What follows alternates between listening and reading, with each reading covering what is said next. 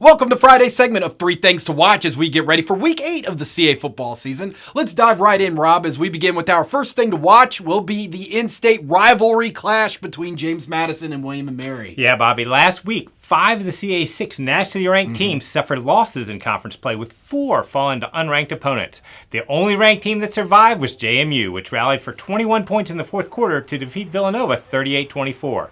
But what I'll be watching to see is if the Dukes can avoid being knocked off by in-state rival William & Mary on Saturday. JMU's clicking on all cylinders right now, leading the conference in both total offense and total defense. They've won 6 in a row, including 3 straight against ranked foes. But this will be the Dukes' 4th road game in 5 weeks, and they're coming off an emotional comeback victory last week.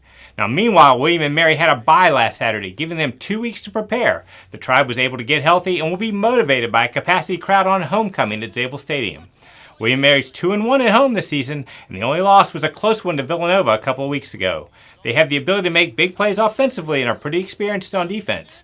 Now, JMU rolled to a 51-0 victory over the Tribe a year ago, but I would expect this one to be much closer. Second thing you will be watching, Rob, will be in Newark as Delaware and New Hampshire will face off in the only top 25 matchup of the weekend in this league. Yeah, in this key matchup of top 25 teams, I'll be watching to see if Delaware's offense can get untracked against New Hampshire's top-ranked defense.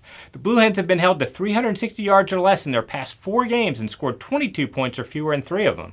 The biggest issue has been the inability to get their running game going, which has traditionally been the Blue Hens' strength and was expected to be again this year with Dejon Lee, Andre Robinson, and Will Knight in the backfield. Now, New Hampshire's off to a 3-0 start in CAA play, and much of that success can be attributed to a defense that ranks number 1 in the league, allowing just 16 points per game. The Wildcats have held 4 of their 5 FCS opponents to 14 points or less and have limited their last 3 foes to an average of 295 yards a game.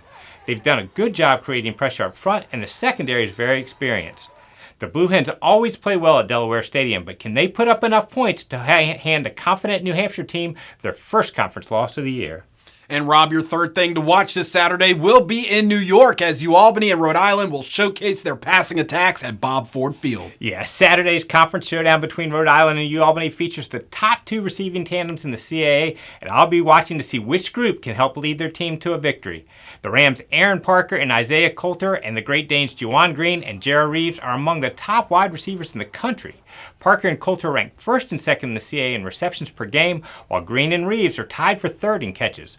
All 4 rank among the top 15 in FCS in receptions, and Parker, Coulter, and Green are among the top 11 in the nation in receiving yards.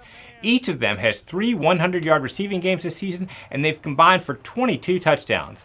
I'd expect to see Rhode Island quarterback Vito Priori and Albany quarterback Jeff Undercuffler putting the ball in the air from the opening whistle. It'll be a very entertaining afternoon watching these 4 guys perform. Those were Rob's 3 things to watch. Make sure to stay with CAFootball.com and CA Football social media outlets throughout the weekend for the latest.